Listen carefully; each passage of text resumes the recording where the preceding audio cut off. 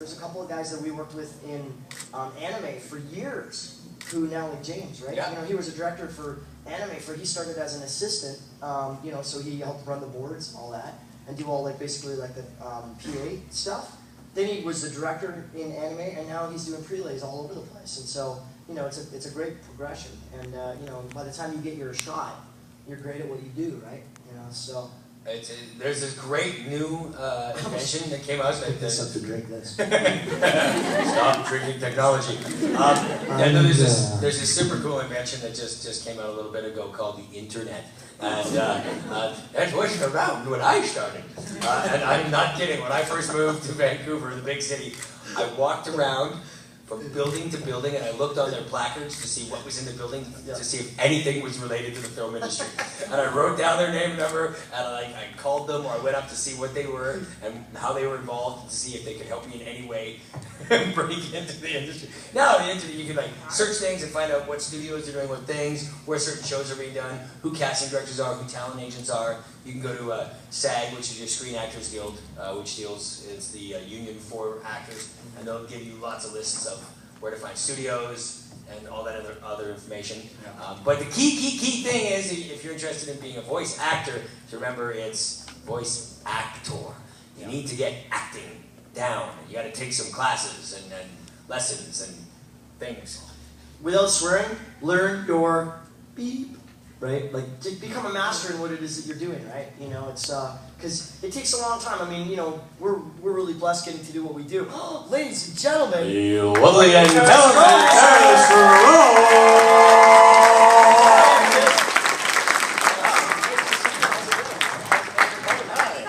Let's hear. Oh!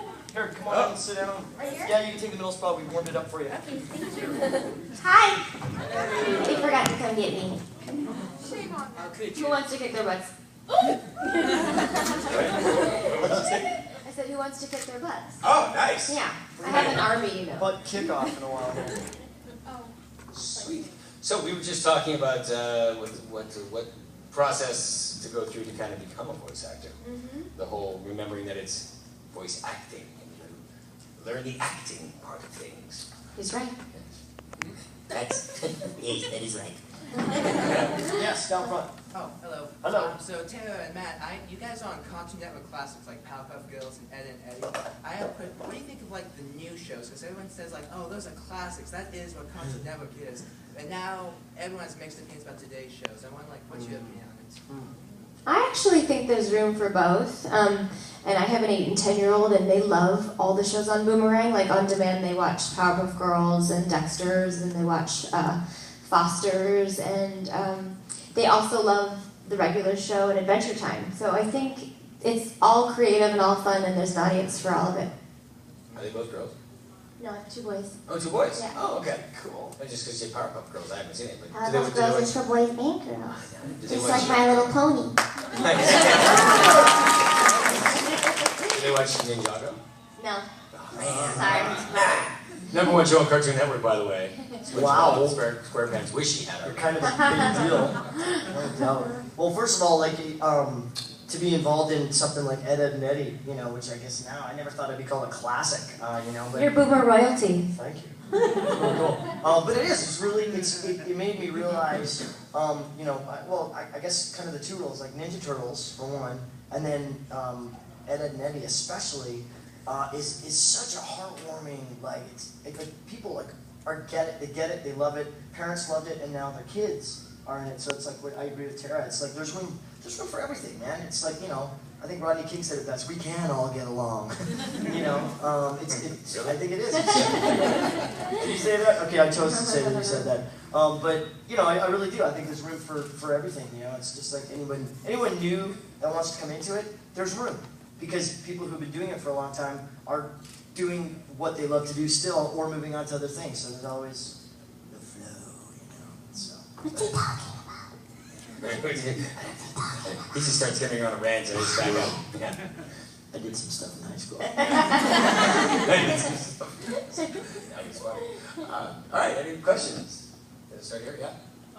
So oftentimes when you're working with material that's already established, like dubbing, I guess this isn't as much of a concern, but when you are either creating all new material or least when you're in on like the ground floor of something new and you're creating a character or a voice from scratch, Right. what kind of tools and techniques and ideas do you use in the construction of that voice? That, I mean, if you're on film or TV or whatever, or even on stage, you can read through the character and you've got physicality and you've got all these other tools that you can use to establish a character. But when it's just your voice, like, where do you build from that I feel like this character has this voice, like with nothing before? Good question. And how much creative control do you usually have in that process? Everyone has their own process, so we can all take this. Yeah. Go. You go. Well, first thing I always like to do is see if there's a picture of a character, and if I can figure out what age it's going to be. Because if they're going to be a young little guy, you know, he's like this, and I start looking at the physicality of the character. But it's funny you mentioned when it's just your voice. Voice actors are still very physically animated in front of a microphone because you know you want to get your whole body into whatever character you're doing, and it'll come out in your voice if you can really think of the physicality. And I always picture what my character's doing at all times. They're turning around, and it's going to, you know, make these motions, and it'll come out in your voice when you're creating the character and when you're acting the scenes that are happening. But I'm very visually motivated. If not, I'll come up with some ideas, and then for control, you usually have the creators going, oh, you know what, we were thinking more like this, more like that, and they'll push and pull you sometimes into different ways until you all find something you're happy with.